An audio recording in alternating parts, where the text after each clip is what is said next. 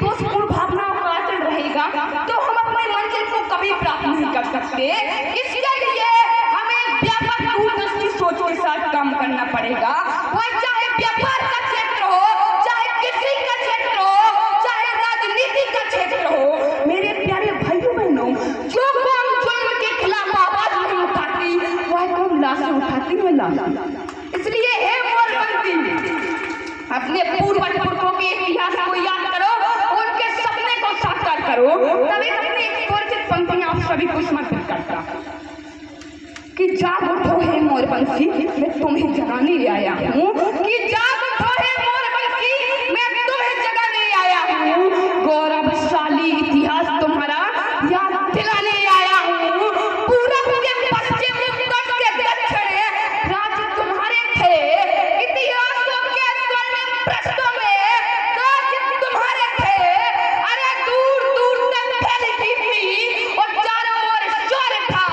वह अखंड भारत का निर्माता चंद्रगुप्त मौर्य था। कि मोर वंश की अमर कहानी स्वर्णिम पृष्ठों में अंकित है। अरे मोर वंश की अमर कहानी स्वर्णिम पृष्ठों में अंकित है। पूर्वज पुरखों के इतिहासों से ना जाने हम क्यों वंचित हैं। अरे फेंक दिए भाला और तलवारें। हम राजा रजवाड़ों के, हमारे पूर्वज पुरखे राजा रजवाड़े हुआ करते थे कि फेंक दिए भाला और तलवारें, तब से नाम हमारा विकसित है। यह अमर धरा भारत भूमि पुरखों के खून से सिंचित है।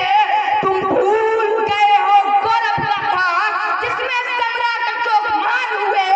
200 बार नमन कुल को जिसमें गौतम भगवान हुए। कि मोर वंश की अमर कहानी स्वर्णिम पृष्ठों में अंकित है। कि सोने की चिड़िया वाला अखंड भारत देश हमारा था। सोने की चिड़िया वाला अखंड भारत देश हमारा था। मौर्य वंश की देख वीरता सिकंदर भी घबराया था। अरे मौर्य वंश की देख वीरता सिकंदर भी घबराया था।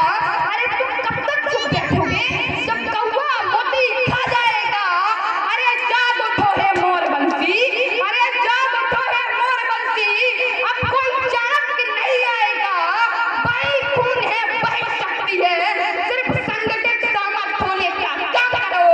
मोर वंश का खून भरा है तुम्हारी रग रग में, अब तो हुंकार करो। कि कौन थी राजमाता सावित्रीबाई फुले?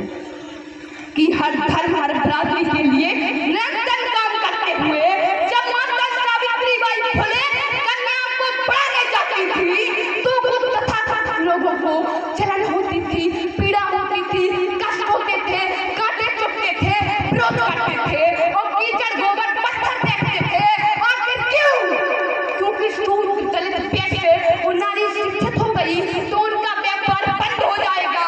और पंपेली में कहूँ तो बुरिया बिस्तर गोल हो जाएगा और रसोई में चटनी पीसनी पड़ेगी। मेरे प्यारे भाइयों बहनों, 1848 में माता सावित्रीबाई फुले ने एक विद्यालय खोला और निरंतर कर्तव्य पथ पर चलते चलते अनेक विद्यालय खोले। तब माता सावित्रीबाई फुले के चरणों में 4 पंक्तियां समर्पित करता तो तालियों से आशीर्वाद देते हैं।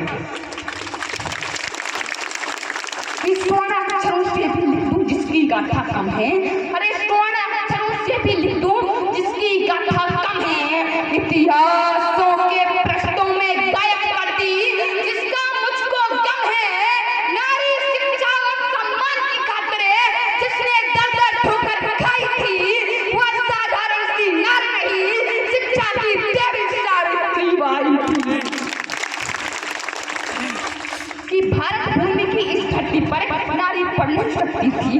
क्या दुर्दशा माताओं बहनों की कि भारत भूमि की इस धरती पर नारी पढ़ नहीं सकती थी। शूद्र दलित वर्णों की हालत देखो, मंदिरों पे चल नहीं सकती थी। अरे जान हथेली पर धर इन वीरों ने क्रांति की लग जगाई थी। वह साधारण सी नारी नहीं, शिक्षा की देवी सावित्रीबाई। कि कितने कष्ट सहे हम सबके खातिर तनिक नहीं घबराई थी। कि कितने कष्ट सहे हम सबके खातिर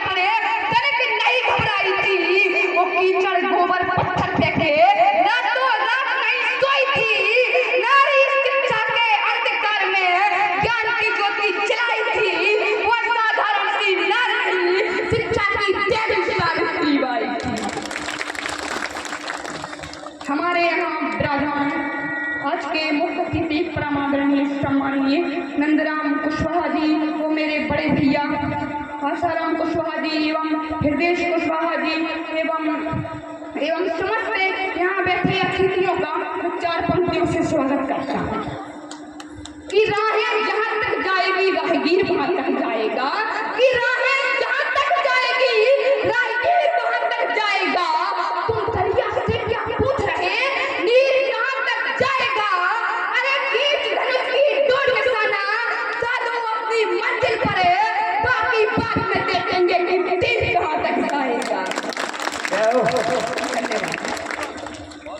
बहुत बहुत धन्यवाद अनुज भाई के लिए। एक बार जोरदार तालियां अनुज भाई के लिए।